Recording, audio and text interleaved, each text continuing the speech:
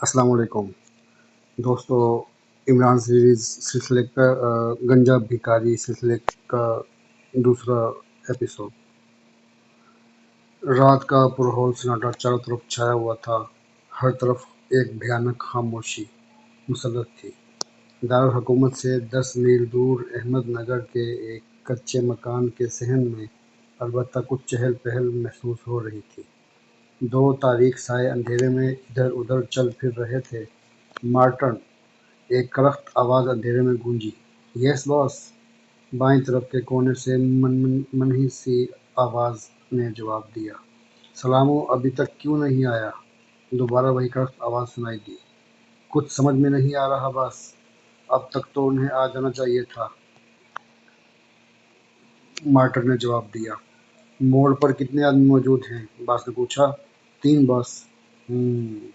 اور پھر دوبارہ خاموشی چھا گئی۔ چند لمحوں کی خاموشی کے بعد باس نے دوبارہ کہا، مارٹن، میں آپریشن روم میں جا رہا ہوں، جیسے ہی کیس آئے فوراً میرے پاس لے آنا۔ اوکے باس، مارٹن نے مدبانہ انداز میں جواب دیا، اور پھر ایک سایہ صحن سے ہوتا ہوا اندر تاریکی میں گم ہو گیا۔ تقریباً آدھے گھنٹے بعد مکان سے باہر دبے دبے قدموں کی آوازیں گونجیں اور مارٹن چوکنا ہو گیا۔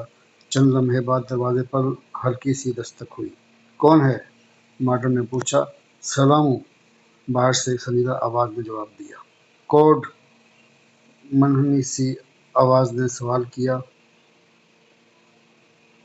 لاش زندہ ہے، سنجیدہ آواز والے سلامو نے کہا، اور پھر دروازہ کھلنے کی آواز آئی اور باہر رکے ہوئے سائے اندر داخل ہو گئے۔ باس کہاں ہے؟ سلامو نے پوچھا۔ آپریشن روم میں، مارٹن نے جواب دیا، اور سلامو نے بغیر کوئی جواب دیے برآمدے کی طرف قدم بڑھا دیے۔ اس نے کاندھے پر کوئی بوجھ سا اٹھایا ہوا تھا۔ اس کے ساتھ آنے والے 2 آدمی وہیں رک گئے۔ مارٹن بھی اس کے پیچھے اندر کی طرف لپکا۔ تاریک برآمدے سے ہو کر وہ ایک چھوٹے سے کمرے میں آئے۔ کمرہ بھی تاریک تھا۔ کمرے کے ایک کونے میں دروازہ تھا، جس کی دوسری طرف روشنی چھن چھن کر ادھر آ رہی تھی۔ سلامو نے ایک ہاتھ سے بوجھ سنبھالا اور دوسرے ہاتھ سے دروازہ کھول دیا۔ یہ ایک بڑا کمرہ تھا جس میں کوڑا کرکٹ اور کاٹھ کباڑ بھرا ہوا تھا۔ گندے برتن، میلے چیکٹ کپڑے اور ٹوٹی ہوئی جھنگا سی چارپائیاں چاروں طرف بکھری پڑی تھیں۔ ایسا محسوس ہوتا تھا جیسے اس کمرے میں بھکاریوں نے ڈیرا ڈالا ہوا ہو۔ کمرے میں مٹی کے تیل کا دیا جل رہا تھا، جس کی ملگجی سی روشنی نے کمرے کی گندگی کو اور بھی نمایاں کر دیا تھا۔ سلامو تیز تیز قدم اٹھاتا ہوا ایک چارپائی کی طرف بڑھا، اور پھر اس نے چارپائی کو پکڑ کر زور سے اپنی طرف کھینچ کر چھوڑ دیا۔ سامنے کی دیوار ایک ہلکی سی گڑگڑاہٹ سے ایک طرف ہٹ گئی اور اس میں ایک کافی بڑا خلا نظر آنے لگا۔ سلامو اور مارٹن دونوں اس خلا میں گھس گئے۔ ان کے اندر جاتے ہی دیوار دوبارہ برابر ہو گئی۔ دیوار کی دوسری طرف ایک طویل راہداری تھی، جس میں تھوڑے تھوڑے فاصلے پر برقی بلب جل رہے تھے۔ راہداری ختم ہوتے ہی ایک فولاذی دروازہ، جو اس وقت بند تھا۔ سلامو نے دروازے کے قریب پہنچ کر اس پر لگا ہوا ایک چھوٹا سا بٹن 2 بار دبایا تو بند دروازہ آہستہ آہستہ کھلنے لگا۔ چند لمحوں بعد دروازہ پوری طرح کھل چکا تھا۔ اندر ایک خاصا بڑا ہال تھا، جو روشنی میں جگمگا رہا تھا۔ ہال میں مختلف میزیں اس طرح فٹ تھیں جیسے آپریشن روم میں ہوتی ہیں۔ وہیں ایک طرف ایک چوڑے کندھوں والا آدمی کرسی پر بیٹھا تھا۔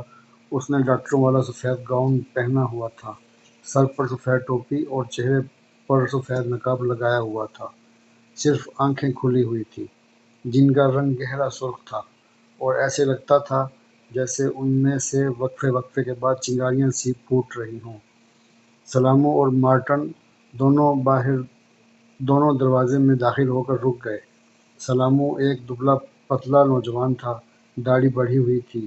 جسم دبلا پتلا ہونے کے باوجود خاصا طاقتور نظر آ رہا تھا۔ اس نے کاندھے پر ایک سفید سی گٹھڑی اٹھا رکھی تھی۔ مارٹن سلامو کے مقابلے میں لہیم شہیم جسامت کا مالک تھا۔ چہرہ انتہائی مکروہ تھا، سارے چہرے پر داغ ہی داغ تھے۔ बाएं कान की लौ से लेकर नीचे गर्दन तक जख्म का एक तवील निशान था जिसमें उसकी बदसूरती में मजीद 4 चांद लगा दिए थे। और फिर सितम बलाए सितम ये कि इतने लहीम शहीम जिस्म के साथ आवाज़ बिल्कुल मनहनी सी। ऐसा महसूस होता था जैसे किसी गैंडे के मुंह से चिड़िया की आवाज़ निकल रही हो। ले आयो, सफ़ेद निकाबपोश ने करख्त आवाज़ में पूछा। यस बॉस, सलामू ने मुतमईन अंदाज में जवाब दिया। कोई रुकावट तो पेश नहीं आई? बास बोला। नहीं बॉस, सब काम ठीक ठाक हो गया है, सलामू ने जवाब दिया। ओके, इसे सेंट्रल टेबल पर डाल दो और तुम जाओ और नीचे और सुबह अपनी मुकर्रर जगह पर पहुंच जाना, बास ने हुक्म दिया। वो अब कुर्सी से उठकर खड़ा हो गया था। सलामू ने आगे बढ़कर वो सफ़ेद सी गठली हाल के दरमियान में पड़ी हुई बड़ी मेज़ पर डाल दी और फिर मुड़कर दरवाजे से बाहर निकल गया। मार्टन, दरवाज़ा बंद कर दो, बास ने मार्टन को हुक्म दिया और मार्टन ने मुड़कर दरवाज़ा बंद कर दिया। बास कदम बढ़ा कर मेज़ के करीब आया और फिर उसने उस गठरी को सीधा कर दिया। ये दरअसल लाश थी जो सफ़ेद कफन में लिपटी हुई थी। बास ने हाथ बढ़ाकर कफन फाड़ कर एक तरफ फेंक दिया। अब लाश बिल्कुल उड़ैया मेज़ पर पड़ी हुई थी। मार्टन, सामान तैयार करके ले आओ, बास ने लाश के चेहरे को गौर से देखते हुए मार्टन को हुक्म दिया और मार्टन एक तरफ कोने में खड़ी हुई बड़ी सी अलमारी की तरफ बढ़ गया। चंद लम्हों बाद मार्टन एक ट्रे में मुख्तलिफ अद्वियात और सुरंजें वगैरह रखे हुए आया और करीब ही पड़ी हुई एक तपाई पर वो ट्रे रख दी। फिर ट्रे रख कर वो दूसरे कोने की तरफ बढ़ा और कोने में रखी हुई एक बहुत बड़ी मशीन को, जिसके नीचे छोटे छोटे पहिए लगे हुए थे, घसीट कर मेज़ के करीब ले आया। मशीन के ऊपर एक राड पर पतली सी जाली लगी हुई थी। मार्टन ने राड के नीचे लगे हुए एक छोटे से हैंडल को घुमाया और जाली आहिस्ता आहिस्ता नीचे आनी शुरू हो गई, हत्ता कि वो जाली लाश के मुंह पर फिट आ गई। लाश का चेहरा जाली से ढक गया। फिर उसने मशीन का स्विच ऑन कर दिया। मशीन पर लगे हुए मुख्तलिफ डायल रोशन हो गए और सुइयां थरथराने लगी। बास ने ट्रे में पड़ी हुई एक बड़ी सुरंज उठाई और साथ ही रखे हुए एक प्याले में, जो कि हल्के नीले रंग के स्याल से भरा हुआ था, डबो दी। फिर दस्ते को खींचने लगा। स्याल तेजी से सुरंज में भरना शुरू हो गया। जब सुरंज भर गई तो प्याला आधा हो चुका था। बास ने एक लम्हे के लिए सुरंज को बगौर देखा और फिर उसके मुंह पर बारीक सी सुई फिट की और फिर लाश के पेट पर ऐन नाफ के करीब उसने सुई घोंप दी। सुरंज में भरा हुआ सयाल मादा आहिस्ता आहिस्ता मुर्दा जिस्म में मुंतकिल होना शुरू हो गया। सुरंज खाली करके उसने एक दफ़ा फिर प्याले से बाकी बांदा सयाल उसमें भरा और दोबारा मुर्दा जिस्म में मुंतकिल कर दिया।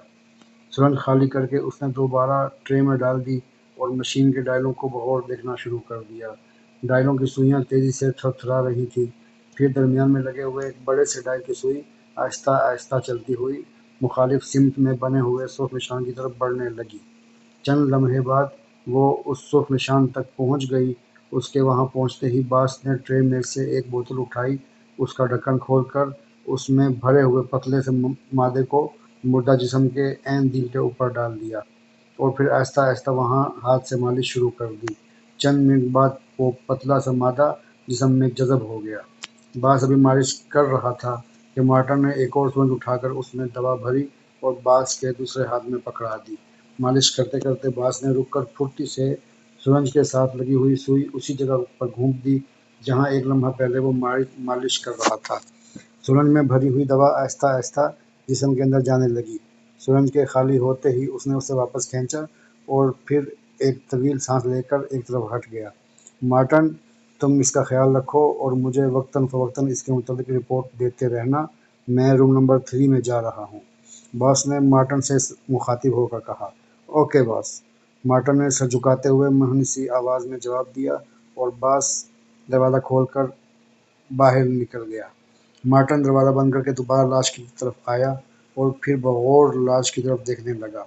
साथ साथ उसकी नज़र मशीन के डायलों पर भी थी, जिनकी सुइयां मुख्तलिफ हिस्सों के दरमियान थरथरा रही थी। लाश जो शुरू में काफ़ी अकड़ी हुई थी, अब आहिस्ता आहिस्ता नरम पड़ती जा रही थी। तकरीबन 15 मिनट बाद मार्टन ने लाश को एक और इंजेक्शन लगाया और फिर इंजेक्शन के 5 मिनट बाद उसने मशीन का बटन ऑफ करके जाली लाश के मुंह से हटा ली। اور لاش کو ایک سفید چادر سے اچھی طرح ڈھانپ دیا۔ پھر اس نے ایک کونے کی طرف بڑھ کر ایک چھوٹا سا ٹرانسمیٹر اٹھایا اور اس پر باس کو رپورٹ دینے لگا۔ ٹھیک ہے، تم آپریشن روم کا درجہ حرارت 103 ڈگری پر سیٹ کر کے باہر آ جاؤ، دروازہ باہر سے مقفل کر دینا۔ باس نے رپورٹ سننے کے بعد حکم دیا اور مارٹن ٹرانسمیٹر رکھ کر ایک دیوار کی طرف بڑھا۔ وہاں اس نے درجہ حرارت 103 ڈگری پر سیٹ کیا اور پھر ایک نظر لاش پر ڈالتا ہوا دروازہ کھول کر باہر نکل گیا۔ باہر سے دروازہ مقفل کر کے چابی جیب میں ڈالی اور راہداری سے گزرتا ہوا دوبارہ اس کمرے میں آ گیا جہاں مٹی کے تیل کا دیا جل رہا تھا۔ یہاں پہنچ کر اس نے کمرے میں پڑی ہوئی ایک پھٹی پرانی اور میلی سی رضائی اٹھائی۔ رضائی کے نیچے فرش پر پیر سے مخصوص انداز میں دباؤ ڈالا تو بائیں سائڈ کی دیوار ایک طرف ہٹ گئی۔ اس کے پیچھے ایک چھوٹا سا کمرہ تھا۔ مارٹن اس کمرے میں داخل ہو گیا۔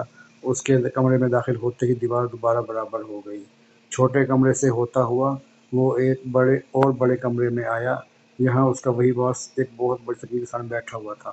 آؤ مارٹن، باس نے بغیر مڑے مارٹن سے کہا۔ یس باس، مارٹن نے باس کے قریب آ کر قدرے جھکتے ہوئے کہا۔ لاش میں حرکت شروع ہو چکی ہے مارٹن، باس نے سکرین میں دیکھتے ہوئے کہا جہاں آپریشن روم کا تمام منظر نظر آ رہا تھا۔ مبارک ہو باس، مارٹن نے قدرے خوشامدانہ انداز میں جواب دیا اور پھر وہ خود بھی سکرین میں دیکھنے لگا۔ میز پر پڑی ہوئی لاش آہستہ آہستہ ہل رہی تھی اور پھر تھوڑی دیر بعد حرکت میں تیزی آ گئی۔ تقریباً 15 منٹ بعد اچانک وہ لاش زندہ انسان کی طرح اٹھ کر بیٹھ گئی۔ چادر اس کے پیروں پہ جا پڑی۔ کیا حال ہے سر رحمان، باس نے مشین کا ایک بٹن دبا کر آہستہ سے کہا اور لاش سے زندہ انداز میں تبدیل ہونے والا انسان بری طرح اچھل پڑا۔ وہ یقیناً سر رحمان تھے جو حیرت اور خوف کے ملے جلے جذبے سے چاروں طرف دیکھ رہے تھے۔